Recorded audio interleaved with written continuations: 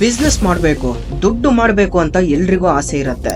ಆದ್ರೆ ಈ ಆಸೆನ ಎಲ್ರು ನನಸಾಗಿಸಿಕೊಳ್ಳಲ್ಲ. ಕೆಲವರು ಬಿಸ್ನೆಸ್ ಸ್ಟಾರ್ಟ್ ಮಾಡ್ತಾರೆ, ಆದ್ರೆ ಅವರು ಮಾಡೋ ತಪ್ಪುಗಳಿಂದ ಆ ಬಿಸ್ನೆಸ್ ಅನ್ನ ಶುರು ಮಾಡಿ ಕೆಲವೇ ತಿಂಗಳು ಅಥವಾ ವರ್ಷ ಆದ್ಮೇಲೆ ಮುಚ್ಚಿಬಿಡ್ತಾರೆ. ಮೊದಲನೇದಾಗಿ ಯಾರೋ ಒಬ್ರು ಬಿಸ್ನೆಸ್ ಮಾಡ್ತಾ ಇದ್ದಾರೆ, ತುಂಬಾ ದುಡ್ಡು ಮಾಡಿದ್ದಾರೆ, ನಾನು ಬಿಸ್ನೆಸ್ ಮಾಡ್ತೀನಿ ಅಂತ ಬಿಸ್ನೆಸ್ ಶುರು ಮಾಡೋರೇ ಹೆಚ್ಚು.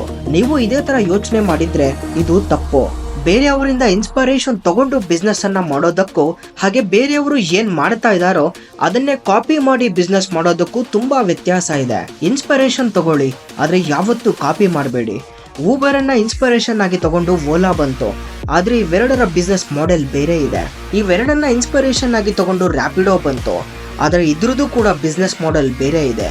ನೀವು ನೋಡ್ತಾ ಇರೋ ಎಷ್ಟೋ $1 ಬಿಲಿಯನ್ ಬಿಸ್ನೆಸ್ಗಳು ಒಂದಲ್ಲ ಒಂದು ರೀತಿಯಲ್ಲಿ ಬೇರೆಯವರಿಂದ ಕಾಪಿ ಮಾಡಿರೋದೆ. ಆದ್ರೆ ಬಿಸ್ನೆಸ್ ಮಾಡೆಲ್, ಎಕ್ಸಿಕ್ಯೂಷನ್, ಅವರ ಪ್ರಾಡಕ್ಟ್ಸ್ ಡಿಫ್ರೆಂಟ್ ಆಗಿದೆ.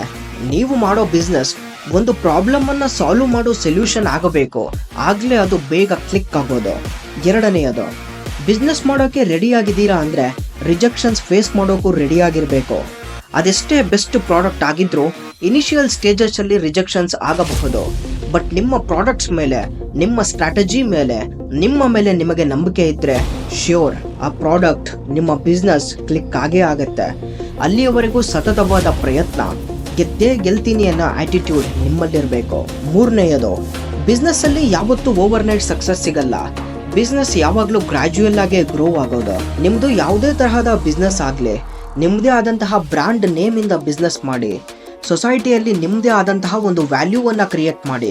ಇದು ಆಗಬೇಕಂದ್ರೆ ನಿಮ್ಮ ಬಿಸ್ನೆಸ್ ಬಗ್ಗೆ, ಅದು ಆನ್ಲೈನ್, ಆಫ್ಲೈನ್, ರಿಟೇಲ್, ಹೋಲ್ಸೇಲ್ ಯಾವುದೇ ಆಗಿರಲಿ, ಇನ್ಸ್ಟಾ, ಫೇಸ್ಬುಕ್, ಬೇರೆ ಪ್ಲಾಟ್ಫಾರ್ಮ್ಗಳಲ್ಲಿ ಆ್ಯಕ್ಟಿವ್ ಆಗಿದೆ ಈ ಜನ್ರೇಷನ್ನಲ್ಲಿ. ಅದರಲ್ಲೂ ಇವತ್ತಿನ ಟೈಮಲ್ಲಿ ಆನ್ಲೈನ್ ಇಲ್ಲ ಅಂದರೆ ಏನೂ ಇಲ್ಲ. ಐ ಹೋಪ್ ಈ ವಿಡಿಯೋ ನಿಮಗೆ ಹೆಲ್ಪ್ ಆಗಿದೆ ಅಂದ್ಕೊಳ್ತೀನಿ. ವಿಡಿಯೋ ಇಷ್ಟ ಆದರೆ ಲೈಕ್ ಮಾಡಿ, ಶೇರ್ ಮಾಡಿ, ಸಬ್ಸ್ಕ್ರೈಬ್ ಮಾಡೋದನ್ನು ಮರಿಬೇಡಿ.